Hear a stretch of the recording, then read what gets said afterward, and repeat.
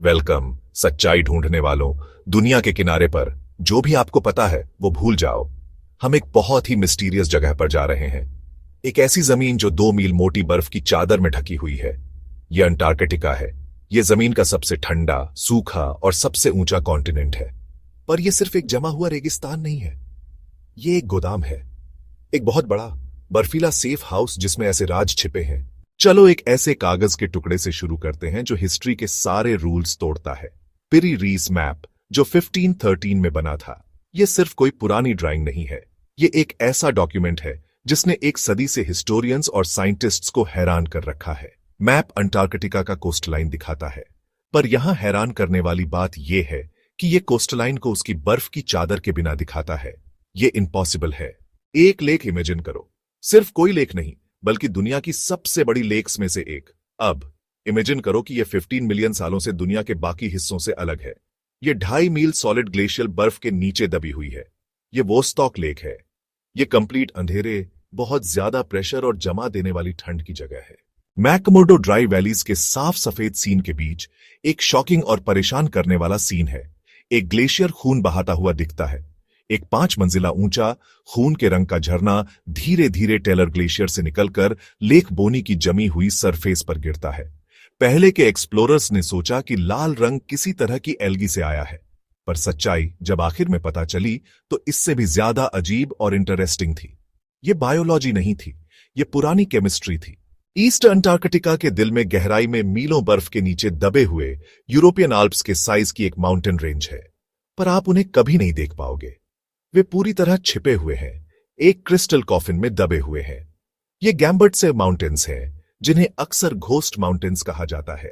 उनकी डिस्कवरी 1950 के दशक में एक सोवियत रिसर्च टीम के जरिए जियोलॉजी की दुनिया के लिए एक पूरा शौक थी। अब हम उस एरिया में एंटर कर रहे हैं जिसके बारे में मेनस्ट्रीम मीडिया और गवर्नमेंट्स बात नहीं करना चाहती। वो स्टोरेज जिन्हें फैंटेसी मानकर रिजेक्ट कर दिया जाता है, पर वे खत्म होने से मना करती हैं। 1940 के दशक से अंटार्कटिका यूएफओ एक्टिविटीज और सीक्रेट मिलिट्री इंस्टॉलेशंस की स्टोरेज का गढ़ रहा है। बड़े मिलिट्री ऑफिसर्स, जिसमें एडमिरल रिचर्ड ई बर्ड भी शामिल हैं, जिन्होंने 1947 में ऑपरेशन हाइट जंप को लीड किया। तो हम इन इनक्रेडिबल क्लेम्स के माइनफील्ड को कैसे पार करें? यह जरूरी है कि हम जो जानते हैं उसे उससे अलग करें जिसका हम अनुमान लगाते हैं। कि यह है कि क्रिटिकल सोचें, हर चीज पर सवाल उठाएं, पर हर सेंसेशनल स्टोरी पर यकीन न करें। चलो फैक्ट्स से शुरू करते हैं। फैक्ट, पिरी रीस मैप रियल है और यह बर्फ से फ्री अंटार्कटिका जैसी जमीन को दिखाता है। फैक्ट, वोस्टॉक लेक रियल है। एविडेंस और मिथ्स को छानने के बाद भी हम जवाब मांगने वाले सवालों की एक यूनिवर्स के साथ रह जाते हैं। अंटार्कटिका के बारे में हम जितना ज्यादा सीखते हैं उतना ही हमें एहसास होता है कि हम कितना कम जानते हैं।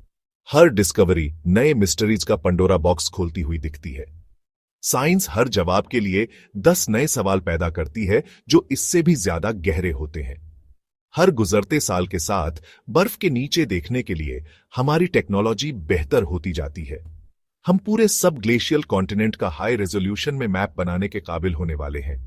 हमें क्या मिलेगा? या हमें कुछ ऐसा मिलेगा जो हमें अपनी हिस्ट्री और साइंस की बुक्स को फाड़कर फिर से शुरू करने पर मजबूर करेगा। अंटार्कटिका हमारे प्लेनेट पर लास्ट रियल वाइल्डरनेस है, हमारी अपनी आखिरी फ्रंटियर।